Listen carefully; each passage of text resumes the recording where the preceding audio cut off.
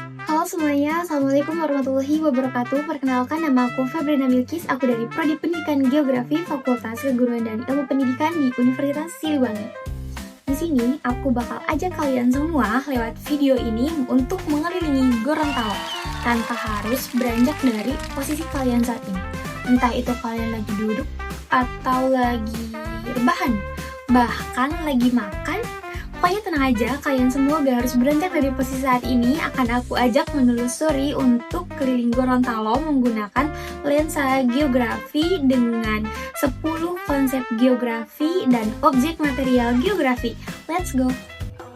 Tahun rantau menjadi labuhan hidup, tak bayang kampung sampai bermain masa dulunya. Rindu Sebelum itu, mari kita kenal Provinsi Gorontalo secara umum terlebih dahulu. Jadi, Provinsi Gorontalo ini merupakan salah satu provinsi yang ada di Indonesia. Tepatnya, Gorontalo ini terletak di Sulawesi Utara. Provinsi Gorontalo beribu kotakan Kota Gorontalo, yang mana Kota Gorontalo ini dikenal dengan julukan sebagai Serambi Madinah. Kenapa? Karena kuatnya nilai-nilai keagamaan di tengah masyarakatnya.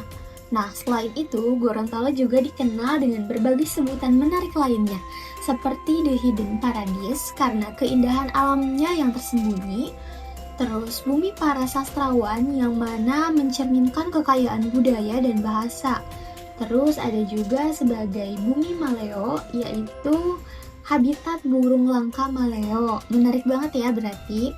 Serta ada juga sebutan sebagai Provinsi Minapolitan dan Agropolitan karena potensi besar yang dimiliki Kota Gorontalo, khususnya di sektor perikanan dan sektor pertanian. Nah, sebelumnya perlu kalian ketahui terlebih dahulu apa itu objek material geografi dan bagaimana 10 konsep geografi. Jadi, objek material geografi ini merupakan apa hal yang dikaji dalam geografi, yaitu fenomena geosfer. Ya, betul, fenomena geosfer. Yang mana fenomena geosfer ini seperti adanya lapisan litosfer, hidrosfer, biosfer, lalu atmosfer, dan yang terakhir itu ada antroposfer.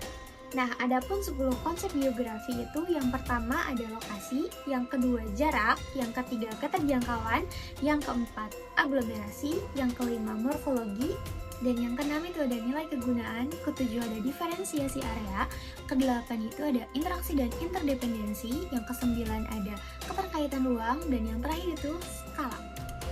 Nah, setelah mengetahui apa itu objek material dan 10 konsep geografi, selanjutnya kita akan menelusuri Gorontalo menggunakan lensa geografi, objek material, dan 10 konsep geografi. Penasaran bagaimana kondisi fisik maupun sosial Gorontalo jika dilihat dari lensa objek material geografi dan 10 konsep geografi? Langsung aja.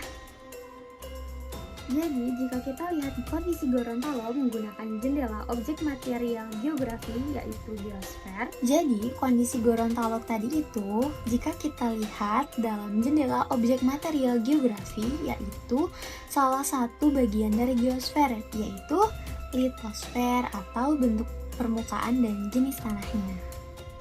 Nah, selanjutnya gimana sih kondisi Gorontalo jika kita lihat melalui jendela? Betul, jendela objek material yaitu atmosfer, atau gimana kondisi Gorontalo jika kita lihat secara iklimnya dan cuacanya. Jadi, di Gorontalo itu cenderung lebih hangat atau dia tuh beriklim tropis, yang mana suhu relatifnya itu rata-rata di 23 sampai 33 derajat Celcius. Nah, di Gorontalo ini ada dua musim utama, yaitu musim kemarau dan musim hujan. Yang mana ketika musim penghujan ini curah hujannya itu cukup tinggi, teman-teman. Terutama di antara bulan Agustus hingga April. Nah, terkadang di musim penghujan ini tuh baik untuk sektor pertanian, tetapi sisi lain di beberapa wilayah atau di beberapa daerah di Gorontalo itu ketika musim penghujan datang dan curah hujannya sedang tinggi-tingginya, terkadang di beberapa wilayah terjadi banjir. Yang selanjutnya yaitu bagaimana kondisi perairan, atau jika kita lihat di jendela objek material geografi secara hidrosfer, gimana sih kondisi perairan di Gorontalo. Jadi wilayah Gorontalo ini tuh kaya akan sumber daya air, teman-teman. Nah, di sana itu terdapat Danau Limboto, yang mana Danau Limboto ini merupakan salah satu danau terbesar yang dulunya itu sangat luas. Namun kini Danau Limboto tuh semakin menyempit dikarenakan adanya sedimentasi.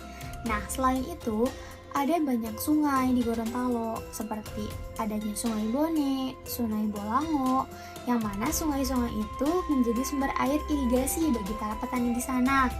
Nah, Gorontalo juga berbatasan langsung dengan Laut Teluk Tomini, yang mana hal tersebut itu sangat penting untuk kegiatan nelayan dan pariwisata laut, seperti kegiatan menyelam dan memancing. Jadi gitu, teman-teman. Nah, selanjutnya itu ada kondisi Gorontalo kalau kita lihat berdasarkan biosfer, atau gimana sih kondisi Gorontalo jika dilihat dari flora dan faunanya. Nah, keanekaragaman hayati di Gorontalo itu sangat luar biasa, teman-teman. Menurut yang aku baca, di Taman Nasional Bogani dan Naniwarta Bone, kita itu bisa menemukan beberapa spesies langka, seperti ada burung maleo, tarsius, bahkan anoa itu ada di sana, teman-teman. Nah, hutan-hutan tropis di Gorontalo juga menjadi rumah bagi berbagai jenis tanaman endemik. Namun, sangat disayangkan sekali keberadaan satwa dan tumbuhan tersebut semakin terancam keberadaannya akibat adanya perburuan liar dan pembakaran hutan atau penebangan hutan yang dibukanya itu untuk lahan. Sangat miris ya, teman-teman semua. Mungkin ini bisa menjadi refleksi bagi kita semua untuk memperbaiki dan memperjuangkan hal-hal yang lebih baik lagi di masa yang akan datang. Nah, selanjutnya yaitu bagaimana kondisi atau bagaimana aktivitas manusia di Provinsi Kota Gorontalo, atau kalau kita lihat secara objek material bagaimana kondisi antroposfer di Gorontalo ini. Nah, jadi masyarakat di Kota Gorontalo itu berbagai aktivitasnya, teman-teman, seperti mulai dari bertani, terus menangkap ikan, berdagang, bahkan bekerja sebagai pegawai negeri. Nah, di pedesaan umumnya masyarakat Gorontalo itu bekerja sebagai petani, khususnya pada petani padi dan petani jagung. Nah, sedangkan di wilayah pesisir, masyarakat Gorontalo itu umumnya bekerja sebagai nelayan. Nah, adapun di pusat kota atau di ibu kota Gorontalo, yaitu kota Gorontalonya itu sendiri, di kota Gorontalo itu menjadi pusat pendidikan, ekonomi, pemerintahan. Intinya di kota Gorontalo ini menjadi pusat pertumbuhan daerah.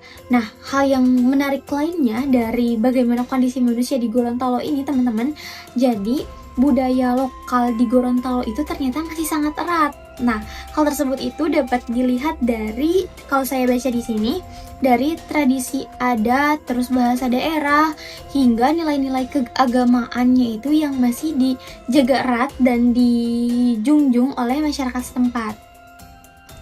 Nah, setelah kita bahas banyak sekali bagaimana kondisi Gorontalo yang kita lihat melalui jendela objek material geografi, selanjutnya kita lanjut ke bahasan bagaimana Provinsi Gorontalo jika kita lihat melalui jendela 10 konsep geografi. Penasaran? Ayo ikuti selanjutnya. Jadi, Gorontalo jika kita lihat secara konsep lokasi itu terletak di bagian utara Pulau Sulawesi di Semenanjung Utara. Nah, secara lokasi absolut, Gorontalo ini berada di sekitar 19 derajat sampai 15 derajat lintang utara dan 121 derajat sampai 125 derajat bujur timur. Sedangkan secara lokasi relatif, provinsi ini berbatasan dengan Sulawesi Utara di timur, Teluk Tomini di selatan, dan Laut Sulawesi di utara. Lokasi ini sangat strategis karena dekat dengan jalur perdagangan laut dan menjadi penghubung antara Indonesia bagian timur dan tengah. Nah, selanjutnya itu ada konsep jarak. Nah, jarak ini tuh sangat berpengaruh terhadap banyak hal, teman-teman. Jarak ini tuh kan berbicara soal waktu tempuh dan biaya. Misalnya dari Kabupaten Bawalemu ke kota Gorontalo itu sangat cukup memakan waktu yang lama karena jarak tempuh yang sangat jauh. Nah, Otomatis masyarakat Bualemo itu harus menempuh waktu yang sangat lama dan mengeluarkan biaya lebih untuk sekedar menjual hasil pertaniannya ke kota Gorontalo. Selain itu, jarak juga sangat berpengaruh terhadap akses pendidikan dan layanan kesehatan. Intinya, semakin jauh dari kota suatu daerah, maka akan semakin sulit akses yang akan didapat oleh masyarakat setempat. Nah, selanjutnya itu ada konsep nilai kegunaan, yang mana konsep nilai kegunaan ini tentunya setiap daerah di Gorontalo itu memiliki nilai kegunaan yang berbeda-beda. Contohnya di Danau Limboto berguna sebagai sumber air, tempat wisata, serta habitat ikan dan burung. Namun, jika danau rusak karena pencemaran, maka nilai gunanya itu tentu akan menurun. Begitu juga dengan hutan lindung yang berguna sebagai penyangga air dan udara yang bersih. Sekaligus, tempat tersebut sebagai tempat hidup satwa langka seperti burung maleo dan anoa. Nah, selanjutnya yaitu konsep interaksi dan interdependensi. Jadi, di konsep interaksi dan interdependensi ini, masyarakat di satu wilayah, yaitu di Gorontalo, tidak bisa hidup sendiri. Mereka pasti akan saling membutuhkan. Contohnya, petani di dataran tinggi butuh pedagang di kota untuk menjual hasil panen, dan sebaliknya, kota butuh bahan makanan dari desa. Begitu juga nelayan di pesisir sangat bergantung pada pasar dan fasilitas distribusi di kota. Nah, hal tersebut tentunya sangat menunjukkan bahwa setiap wilayah itu saling berinteraksi dan saling bergantung. Nah, selanjutnya itu ada konsep diferensiasi area. Konsep diferensiasi area ini yaitu Gorontalo memiliki perbedaan karakteristik wilayah yang sangat jelas. Misalnya, Pohuwato dikenal sebagai daerah pertambangan, Bone Bolango unggul dalam perikanan dan kehutanan, sedangkan Boelamo dan Gorontalo Utara itu sangat banyak menghasilkan jagung dan kelapa. Nah, hal tersebut tentunya menunjukkan perbedaan yang sangat jelas yang membuat tiap daerah itu sebetulnya memiliki potensi dan tantangan tersendiri, tergantung bagaimana kondisi alam dan budaya lokalnya. Dan yang selanjutnya itu ada konsep keterkaitan ruang. Jadi konsep keterkaitan ruang ini, satu wilayah di Gorontalo itu bisa sangat berkaitan dengan wilayah lainnya. Contohnya, jika terjadi banjir di hulu sungai Bolango, maka daerah hilir di kota Gorontalo itu bisa ikut terendam. Begitu juga jika suatu wilayah hutan gundul, maka daerah lain bisa berdampak kekeringan. Nah, ini itu membuktikan bahwa setiap ruang di permukaan bumi saling terhubung secara langsung ataupun tidak langsung. Dan yang terakhir yaitu konsep skala, yang mana konsep skala ini merupakan kondisi geografis Gorontalo yang bisa dikaji dalam berbagai tingkatan skala. Yang pertama itu ada skala lokal, yang mana skala lokal ini masalah pencemaran Danau Limboto hanya berdampak langsung pada masyarakat sekitar danau. Selanjutnya ada skala regional. Nah, skala regional ini, perdagangan jagung antar kabupaten mempengaruhi ekonomi provinsi secara keseluruhan.